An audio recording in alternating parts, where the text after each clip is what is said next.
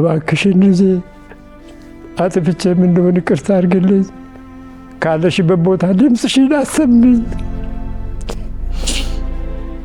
ለመግራት እንዲያመቸው የሌለውን አመል የሚፈጥር አባት አለ። ለቁጣ እንዲመች ጠልቶሽ አይደለም በምንም ተአምር ልጁን የሚጠላ ሰው ያለ አይመስለኝም። እኔ ፈሱም ፈሳብኝ ቴንኪው አልኩት። only 1% what about you?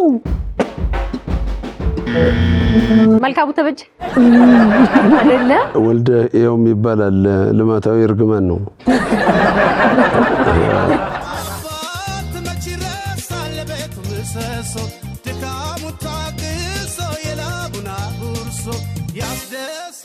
ባለፈው አርሰናል ተሸንፎ ነው የሆነ ጻልይ ሲያለቅስ ሙድ ያዙበት።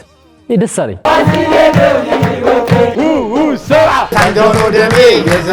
መሰንቆ ዘወትር እሁድ ከቀኑ 9 ሰዓት ጀምሮ